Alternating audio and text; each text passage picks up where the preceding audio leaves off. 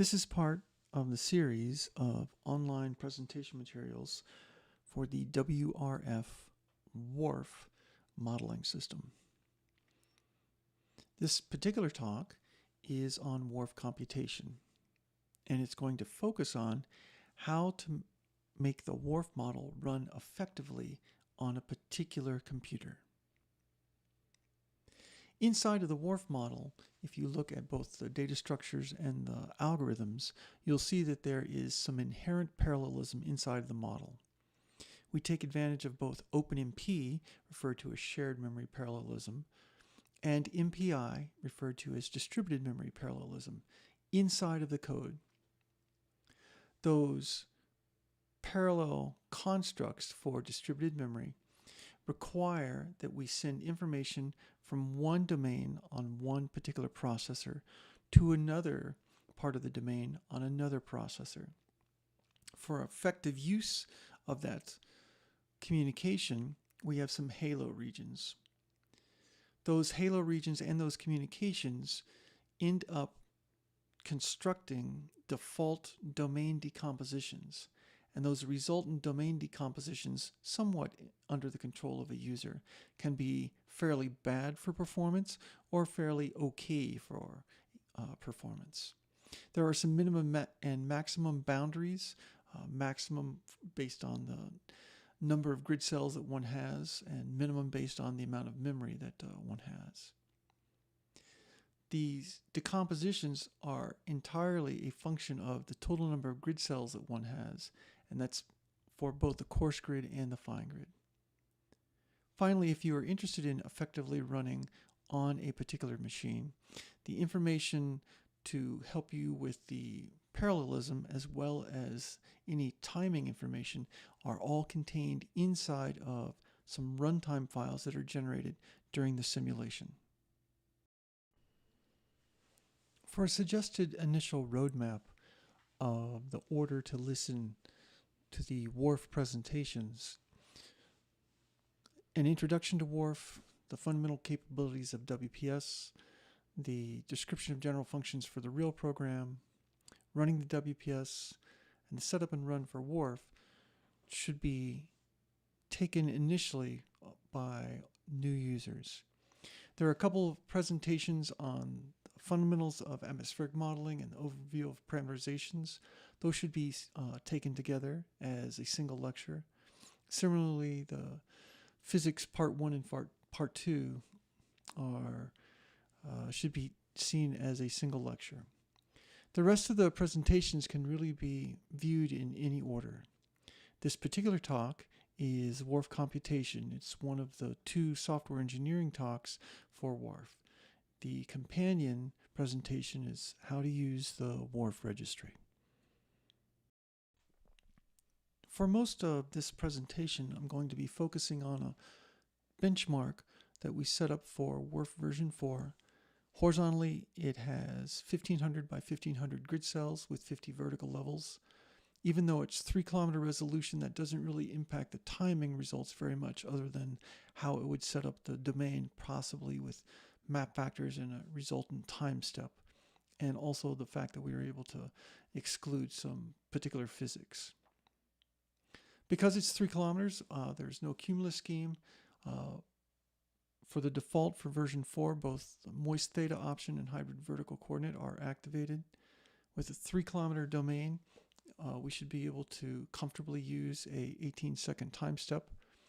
The entire simulation is only 6 minutes long, but that's because first we did a 10-hour spin up and then we did a restart. For the timing results that we're going to report, there's no I/O included. There is a radiation step and 18 non-radiation steps, and those are the numbers that are going to be reported. When we look at that domain, if we wanted to compute that entire simulation on a single processor, that would be choosing to do all of our work without parallelism. The idea is that one processor would work on the entire domain, one grid cell at a time. What parallelism means is that there are processes that are carried out simultaneously. So we can decompose the WRF domain horizontally, decompose the WRF domain into smaller pieces. And that allows us to distribute the work among multiple processors. Since each one of those subdomains is smaller, there is less work that is performed by each individual processor. That implies that the elapsed time that's required to complete the computational task for each one of the processors is reduced. So in the aggregate, the parallel job completes all of the work, but it completes it in less time. So if we initially start off with a single processor doing all of the computations for our domain, hypothetically, if we chopped our domain into 4 pieces, 4 equal pieces, and each piece had an individual processor, we should be able to get a speed up of nearly 4x. We use the word theoretically. If we went from 1 processor to 4 processors for a very large job, we would expect there to be some sort of speed up. But how effective is the WRF model at utilizing those additional processors? And this ability to handle additional processors, the measure of how well the WRF model is able to use those, gives us an idea of how well the WRF model is scaling. Traditionally on a supercomputer, the most efficient way to use additional processors tends to be with full or nearly full nodes. And for a very large job, if we have twice as many nodes, we would expect the time to be about half the original time. And if we had 3 times as many nodes, we would expect the model to be about 3 times faster, or a third of the original time. And then for n times as many nodes, we would expect it to be n times faster and 1/n the original time. And you can look at those progression of values and see that the scaling plots for using additional processors are going to look like hyperbolas. So this is a timing plot on the abscissa heading towards the right. The number of processors is increasing, and on the ordinate axis is the elapsed time to do the model steps. And as we move towards the right, the amount of time to do a model time step is reduced, which is expected as you use more processors. So this information is entirely accurate, but the presentation is just not all that easy to interpret. Traditionally, what people do is they recast this information into something that's easier to understand. So against a known 100% efficiency, or some sort of fixed quantity such as days of simulation per elapsed day of computation. In this plot, we see the same information, this idea of increasing the number of processors as you extend towards the right, but now the ordinate axis, the y-axis, is an effective number of processors used. So if we use 6,000 processors and our speed up is reflected as what would be perfectly efficient use of 6,000 processors, we would be on the green line. And typically, you would be underneath 100% efficiency. The base scaling for this is 2 nodes on Cheyenne. Cheyenne is the supercomputer at NCAR right now. I split out the radiation and non-radiation time steps. Specifically, radiation has substantially much more work, and because there's more work, even making the domain smaller, means that the parallelism is going to hang on quite a bit better. The non-radiation time steps have much less work, and as you start making the subdomains smaller and smaller, the time for communication starts to become dominant. Here's a list of timings for MPI ranks and radiation and non-radiation steps, and it's simply useful to see how the scaling works out. So we have a fixed size problem that we are interested in. It's the WRF model. We know the domain size that it's going to be. We know the physics options, the dynamics options that we're going to choose. We know how long the model is going to run. We know the number of vertical levels and the horizontal dimension size and the time step. The problem is fixed. What we want to do is look at how we can effectively utilize increasing numbers of processors on this fixed problem size. This whole area of endeavor of looking at increasing the number of processors on a fixed problem size is referred to as strong scaling. And it comes down to, if I have my fixed problem size, I would like the model to run in less time. And then how effectively am I using the machine, or are there considerations that I should have when I'm choosing these decompositions to help the model run as quickly as possible? Modern supercomputers have very large processor counts. The supercomputer at NCAR has over 140,000 processor cores, and that's distributed among over 4,000 nodes. When you have these very large processor counts, there are two kinds of parallelism that you traditionally take advantage of. Within shared memory parts of the machine, you are able to optionally utilize OpenMP. Between distributed memory portions of the machine, you are able to take advantage of MPI, message passing interfaces. Now, while a lot of this presentation is talking about supercomputers, it's important to realize that even laptops nowadays have anywhere between 4 and 8 processors.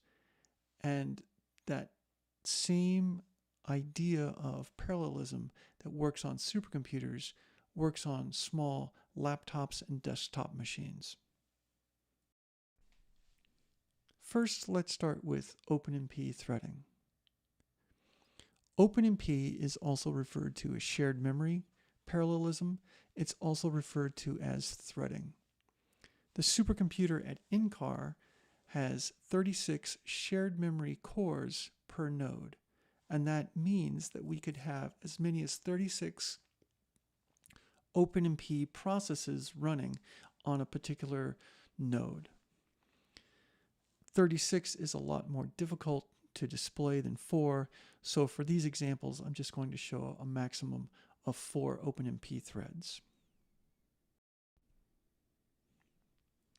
Shared memory processing and MPI processing differ in a number of ways. If we ask for 36 shared memory processes and only 35 are available, the model will happily run on the 35 available OpenMP threads and move on. For the WRF model, for small processor counts, and we're going to consider the number of cores per node to be a small processor count, shared memory parallelism is effective. For larger WRF jobs, the total number of OpenMP threads is typically not sufficient to run the model. So, for example, on our NCAR supercomputer, we were unable to run that 1500 by 1500 benchmark on a single node. So it couldn't run only with OpenMP. Usually what you see for very large jobs is distributed memory processing is required. People can take advantage of OpenMP and MPI together, but for large jobs, distributed memory is mandatory, and OpenMP memory is OpenMP processing is optional. To look only at the performance benefits of OpenMP, we have to modify the test case a little bit. So it's the same geophysical area, most of North America. And what we've done is we simply reduce the resolution by a factor of 10. So instead of 1500 by 1500 grid cells, it's now 150 by 150 grid cells. Instead of a 3-kilometer resolution, it's now 30-kilometer resolution. Because of the change in resolution, the cumulus scheme is now activated, and the time step is 10 times as large. Otherwise, everything else is the same. With this 150 by 150 benchmark case, this is suitable to try out on OpenMP only from 1 through 36 cores. With OpenMP, we have a couple of tile strategies that are available. We can specifically ask for an XY decomposition where the domain would be cut into something like a plus sign, or we can look at a tile strategy that is Y, which means we have long, narrow rectangles that have the full extent in the X direction and are very small in the Y direction. So small, thin rectangles stacked up on top of each other. This would be an example of what 4 OpenMP threads would look like if we were doing an XY strategy. This would be an example of what 4 OpenMP threads would look like if we were doing a Y-only tile strategy. We would expect the Y-only tile strategy to be a little bit better performance because the WRF model inner index for all of the computations runs in the I direction, and having a longer I direction value is going to give us a little bit more performance. That's reflected here in these two plots. On the left is the XY decomposition. On the right is the Y strategy for the OpenMP scaling. Typical of all the plots that we're going to show, as you move from left to right on the bottom of each plot, we are increasing the number of processors. And as you move from the top to the bottom, what we have is the effective number of processors that are being utilized. Again, perfect scaling would be along the green line. In both of these, you notice that the radiation steps tend to be much more efficient than the non-radiation steps. Now let's look at the other kind of parallelism, MPI parallelism. This is referred to as distributed memory parallelism. The idea here is that one processor can do work, but when it needs memory from another processor, it doesn't have access to that memory. So this is a distributed memory job.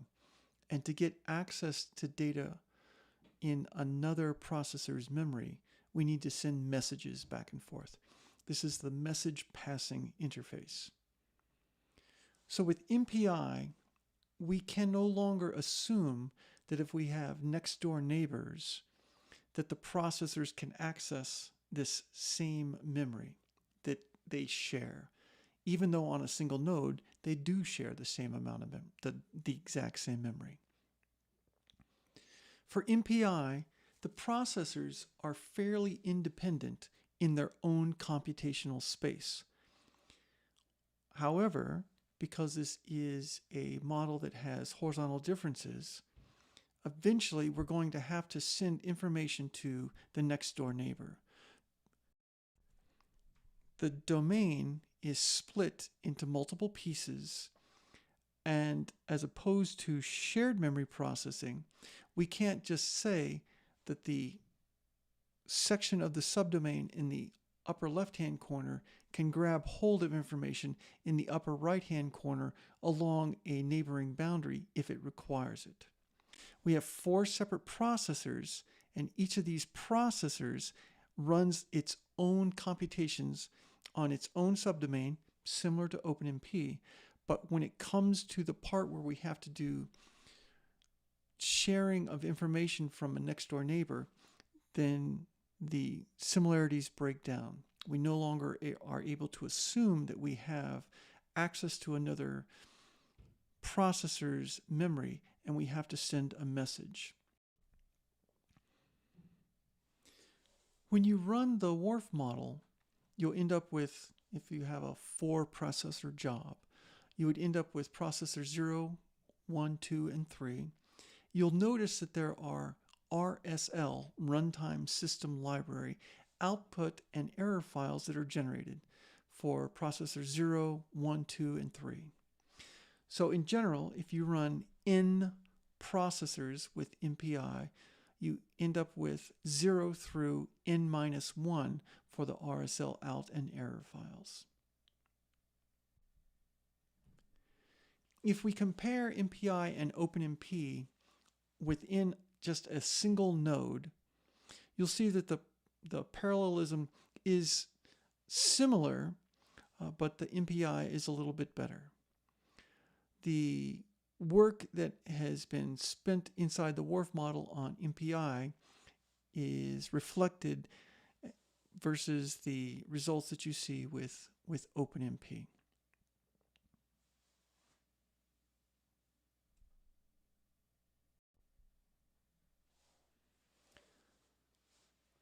The 2 types of parallelism that we have inside of WRF are OpenMP, shared memory parallelism, and MPI, distributed memory parallelism.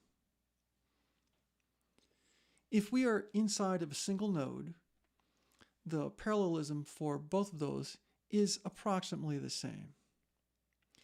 For a sufficiently large WRF domain, and 1500 grid cells by 1500 grid cells is going to be sufficiently large. 150 grid cells by 150 grid cells is not considered sufficiently large. So for a sufficiently large WRF domain, MPI can scale out to about 70% efficiency over a range of about 150 times a factor of nodes. The smallest node count that we're able to use is determined entirely by the memory requirements of the WRF model and the available memory on the machine. So if we try to use fewer and fewer nodes, the amount of total memory that's required to be fulfilled by individual nodes is increased. And we can get to a point where the WRF model requires more memory than the individual nodes would be able to supply. At the other end of the spectrum, the maximum number of MPI processes that we're able to do is based on how small we are allowed to make an individual subdomain on a processor. And that's a function of how wide the halo region is going to be when we start doing the model running. It's important to note that if you try to do scaling within a node, so within a single node, 1, 2, 3, 4 up through N shared memory processors, or 1, 2, 3, 4 up through N distributed memory processors, that scaling is not nearly as effective as, or even meaningful as, using full nodes on the supercomputer. Usually scaling is based on, this is how fast the model runs on a small number of nodes, and then we scale that up, increasing the number of full nodes that we're using. The differences between OpenMP and MPI, again, it's important to remember, OpenMP always requires a single node and shared memory. You can have OpenMP running within each of the nodes and then MPI across the nodes. That would work just fine. MPI, it was mentioned, gets its name from message passing interface. along the boundary of subdomains, we need to send information back and forth when we're doing our horizontal differencing. For performance purposes, there is a halo region that is set up to assist us with this message passing. We wouldn't want to send information to a neighboring grid cell every single time a piece of information is required if that information has not been updated. What exactly is a halo and when is it going to be used? Let's look at this assignment statement to P original I, K, J. For WRF, the only communications that we ever do are in the I and J direction. So K is in the middle of a 3D array, but it's really an IJ grid cell that we care about. So P original IJ is the average of PO IJ and PO I minus 1J. If P original is going to end up on a momentum point, that means PO is on the mass point. It's in the middle of the two grid cells. The I minus 1 point is to the left of I, and if our original point that we're interested in, P or I comma J, is in the middle of the grid cell to the left is still contained in our set of grid points that are owned by our processor. Here, the 3x3 grid cells represent what our processor owns. So I minus 1, comma J and IJ are neighboring grid cells in the exact same processor. If we use the same equation, but now we move to the left one grid cell, we are now on the western boundary for IJ. What we need is I minus 1J, and it doesn't exist. What we could do is every time we do this computation along the I minus 1, or where we need I minus 1 along the western boundary, is we could do a communication, and depending on how many J rows there are, we would do a communication for each one. That's just not very efficient. Communications take much more time than local memory access. What we do is we say that we add an extra column onto our existing set of columns that we know about for our processor. This set of green columns is read-only. If we happen to need an I minus 1 value from our western boundary of a particular variable that is available, we can simply grab it from an available extra column that's tacked onto all of our arrays. So this halo region is updated only when that value on the right-hand side is updated itself. If PO, which is on the right-hand side, doesn't appear on the left-hand side, then if PO has previously been communicated and the halos have been filled up, as long as PO never appears on the left-hand side of the equal sign, the value for PO is not old, and we can continue using it. Let's see how this concept of a halo works in practice.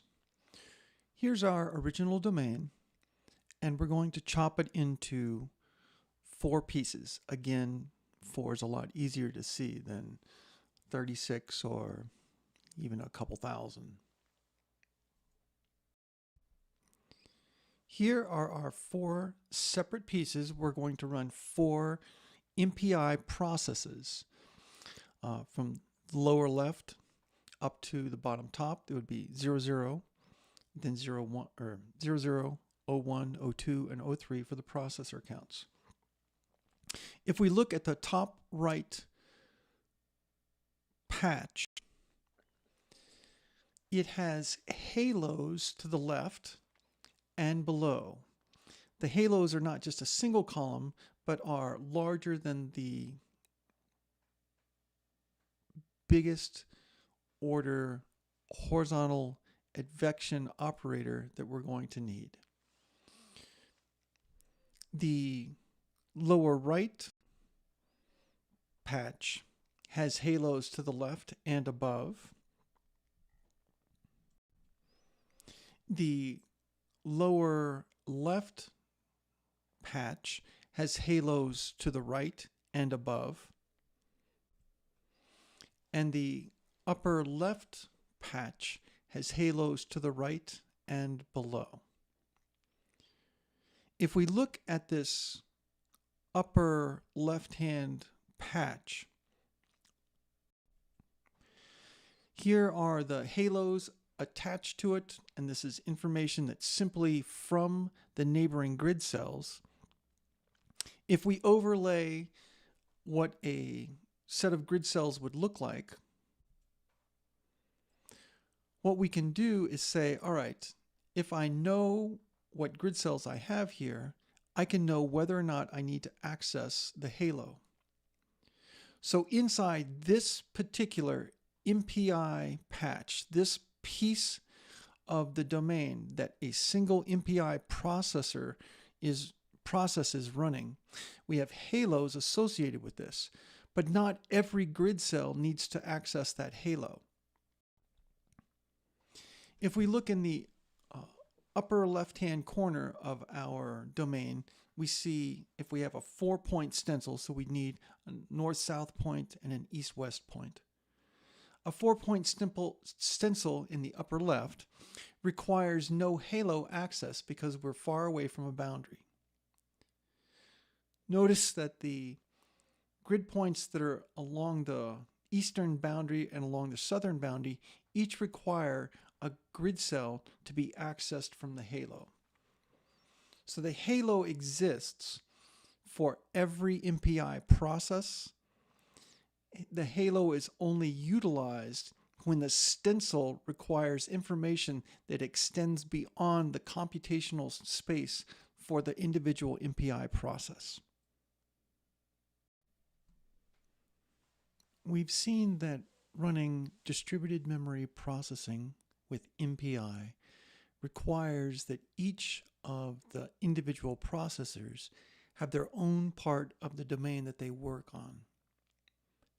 This domain decomposition, where we decompose the WRF domain into smaller pieces, allows us to take the total amount of work and divide it up among a number of processors. A user gets to determine how many processors to chop the domain up into, and that's a runtime decision. For example, you say MPI run-np in WRF.exe, where n is the number of MPI processes that you would like to have. So there are some questions. How do we determine how many processors we should use for a particular size WRF job?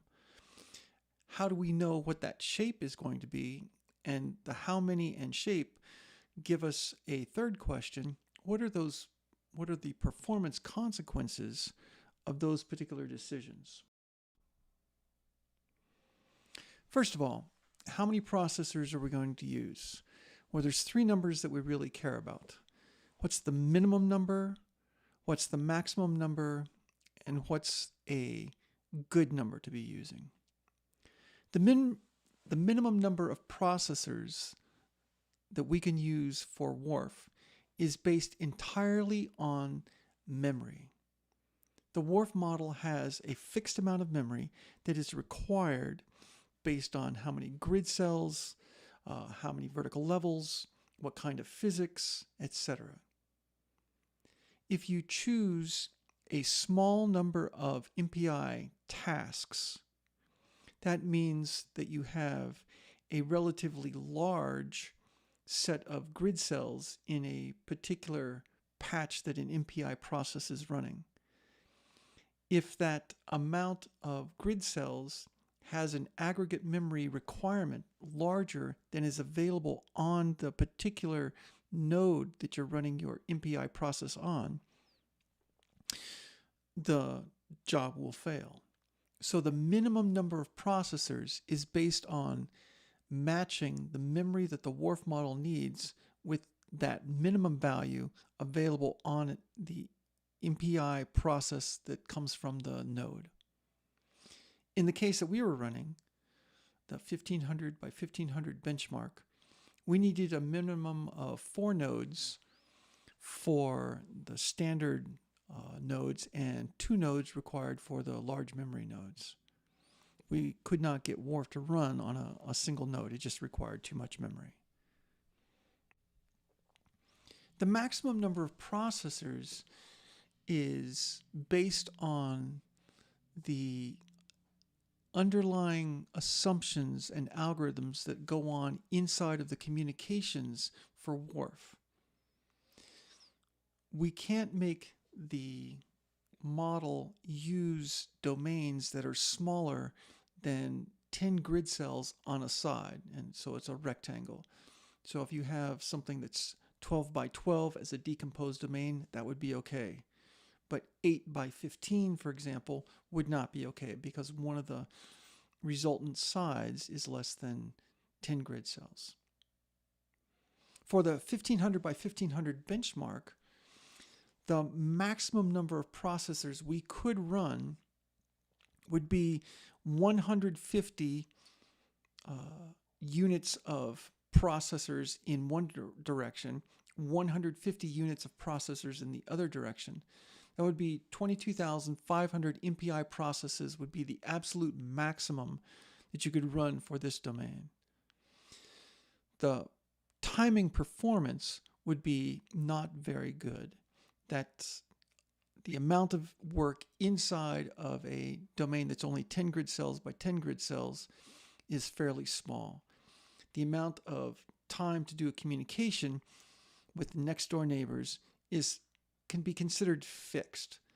So as the amount of work is reduced in the processor, the fixed amount of time that is required to do a communication starts to become dominant.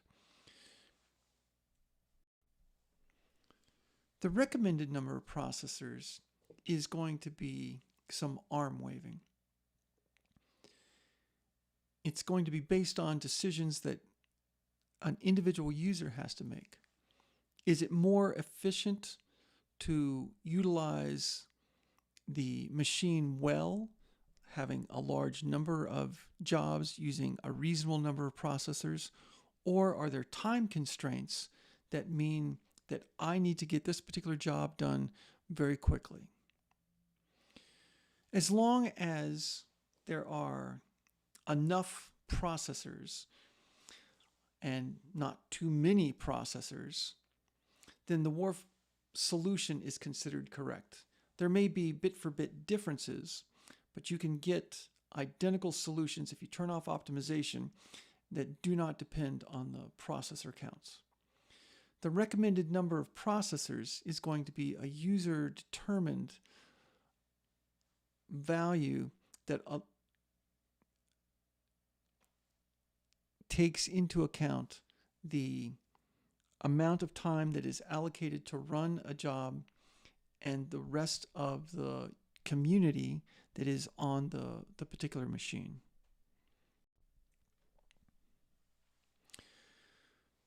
So now that we know that how many processors we can be interested in with a little bit of arm waving, the way that those processor decompositions are generated is important. By default, when you ask for n processors, the 2 closest multiplicative factors for n are chosen as the decomposition. So for example, for 32 processors, it's a 4 by 8 decomposition. It's not 1 by 16 or 1 by 32 or 2 by 16. For 144 processors, It's 12 by 12. It's not 4 times 36. It's not 9 times 16. The larger of the two default factors decomposes the j direction. Because we want the I direction to be as large as possible, we use the smallest factor to decompose in the I direction. It's important to avoid prime numbers or large or composite numbers that have large prime factors. For example, 61 is a prime number. 122 is a composite number that has a large prime factor. Here is an example domain, and we have asked to decompose this domain into 70 MPI tasks. On our MPI run command, we said something like MPI-NP70 in WRF.exe. When we have 70 tasks that are requested, first the model finds the two closest factors to 70. That would be 10 and 70. It's not 14 and 5.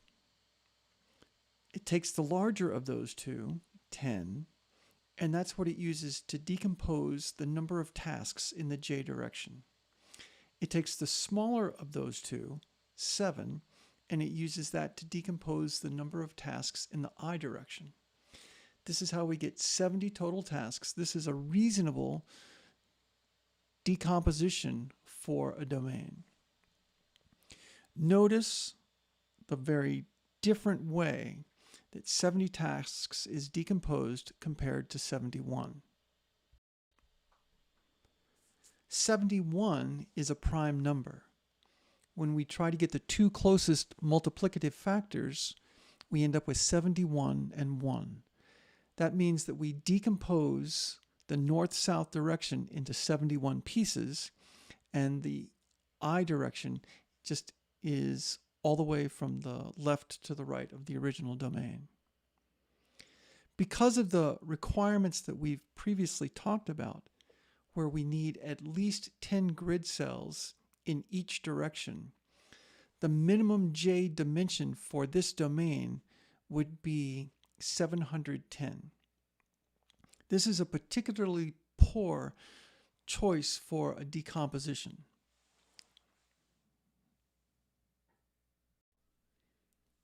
An additional thing to keep in mind when doing domain decomposition is the impact of your choices on nesting. Within the WRF model, all of the domains, regardless of the number of grid cells on the domain, use the exact same processor counts in the I and the j directions. While the sizes of the decomposed domains are not the same, the exact same processor decomposition is used.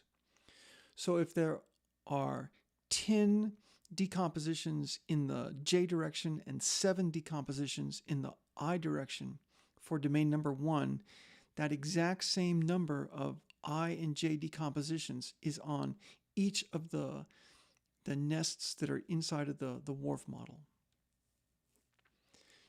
If you choose coarse grid domains and fine grid domains that have a big difference in the number of grid cells, this will negatively impact your timing performance. A number of users incorrectly choose to have a relatively small coarse grid and have a relatively large fine grid.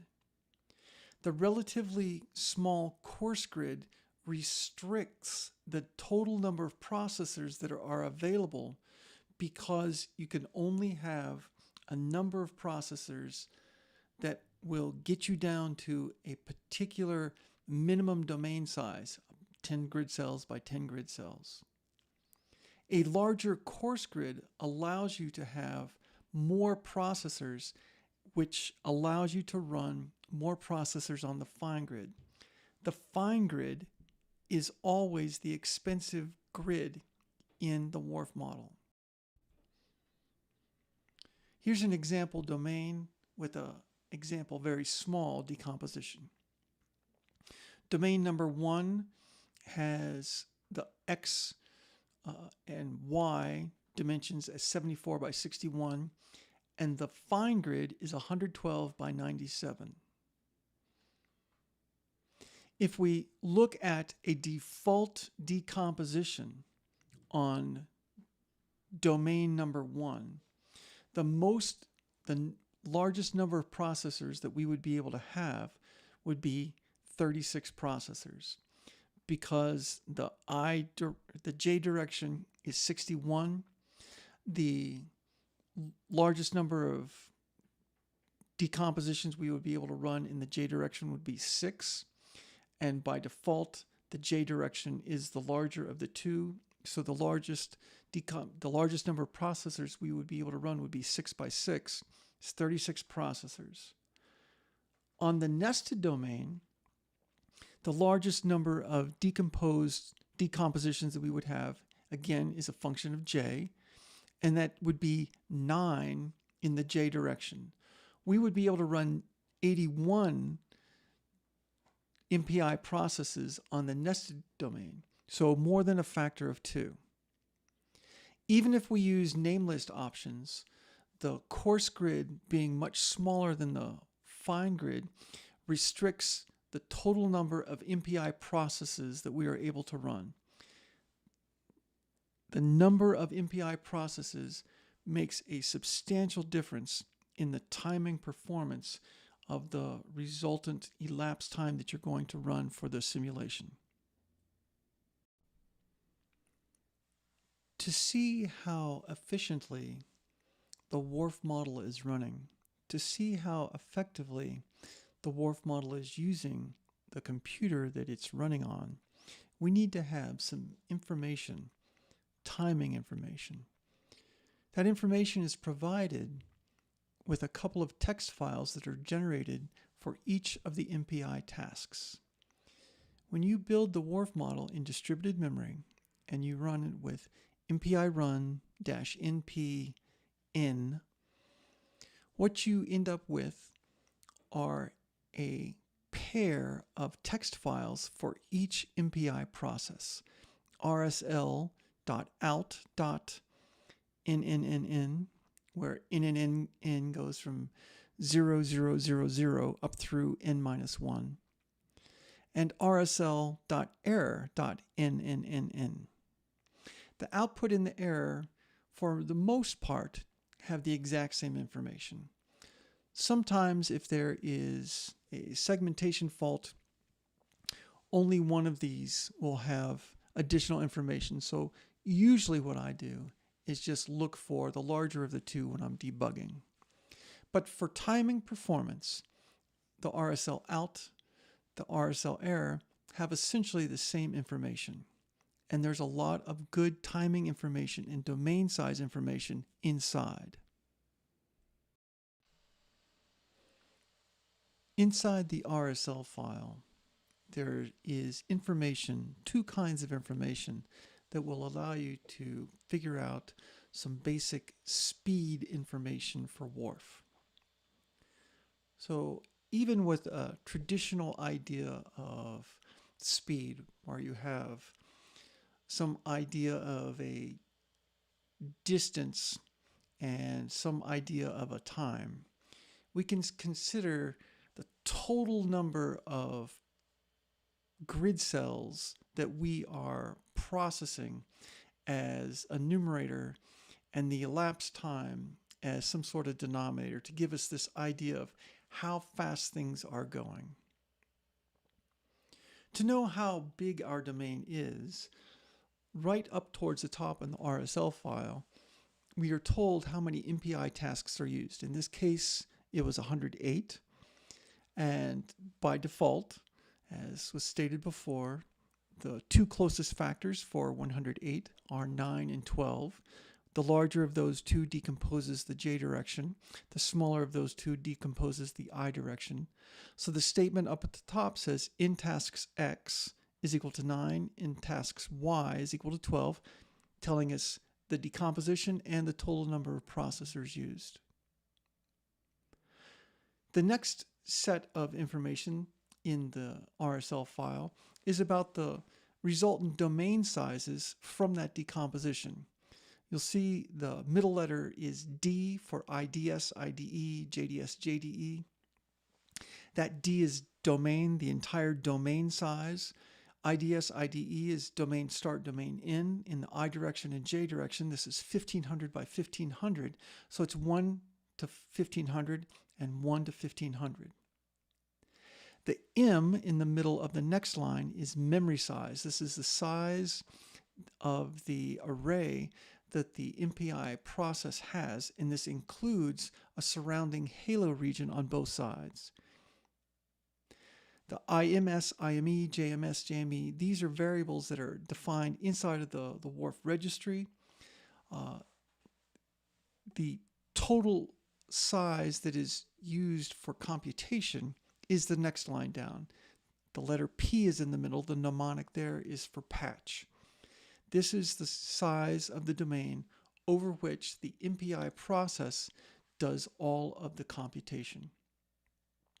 So for decomposing a domain 1500 by 1500 into 108 pieces, our resultant domain size, our patch size, is going to be 167 by 125. For that particular domain size, 167 by 125, including some halo stuff, the total allocated space, and this is heap memory, so this is not something that is adjusted based on going in and out of a subroutine where the stack is, we add to the stack and then the stack frame is thrown away. The heap memory is allocated at the beginning based on some runtime choices. The user is able to take this information and get an idea of how much space the WRF model is actually using. And if you know what the available amount of memory is on your machine, you can adjust the WRF domain size, number of vertical levels, physics options, etc., so that you can get exactly how much would fit on that particular process. Also, for performance purposes, timing is usually a big deal. There are a couple of lines that are output inside of the RSL file that are important. Every single time step has the amount of time that it takes to run that time step. If you run a nested domain, only look at domain 1, because domain 1 has the aggregate of all of the other domains inside of it. In this particular case, the first line shows us if I'm outputting some data, how many elapsed seconds did it take to output this data file?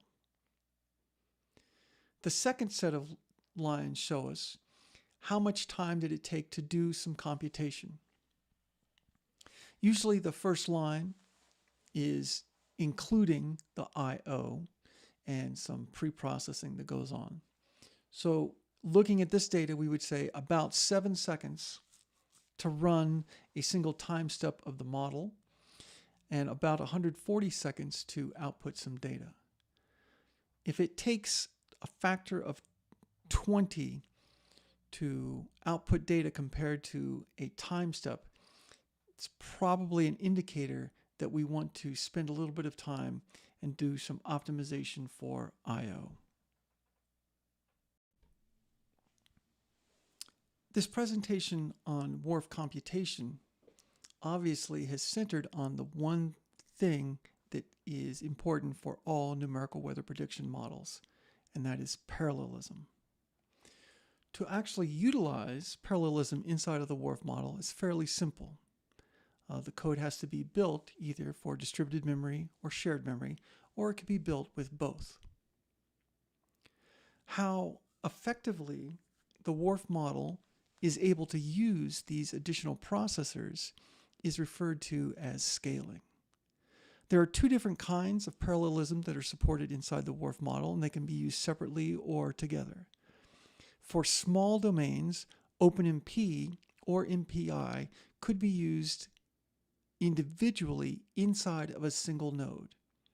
Once a domain is fairly large and you need more than a single node, OpenMP could still be used within a node, but MPI is required to go between the nodes for communications.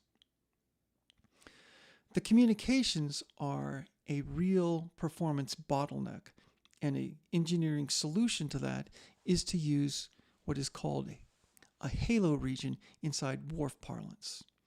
This is an additional set of rows and columns that are attached to each of the arrays, and they are read-only memory.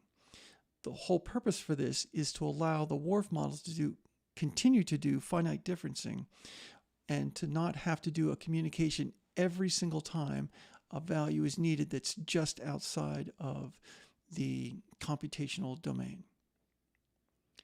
Because we do these communications, because there is parallelization for distributed memory, the resultant domain decomposition becomes something that is important. The domain decomposition is, by default, handled as choosing the two closest factors for the total number of processors that are selected. The larger of those two decomposes the J direction. The smaller of those two decomposes the I direction. A reasonable number of processors is somewhere between a maximum and a minimum. The minimum number is a function of the amount of memory that the WRF model needs and the amount of memory that the node is able to provide. The maximum number of MPI processes that we are able to use is based on how many grid cells are actually in the domain, because we are allowed to get down to a domain that has a resultant size that has an I direction and a J dimension that are no less than 10. These dimensions and decompositions then are intrinsically hooked up together, and that's true for all of the domains. The number of grid cells in the coarse grid and the fine grid may be different, but the resultant domain decomposition, how many MPI processes in the J direction, how many tasks in the I direction, is the same for each one of the domains. To actually do some performance studies, it's usually necessary to gather some information from inside of the RSL files. The RSL files contain information that say exactly how big each individual process is and how much time it took for each of the time steps to be completed.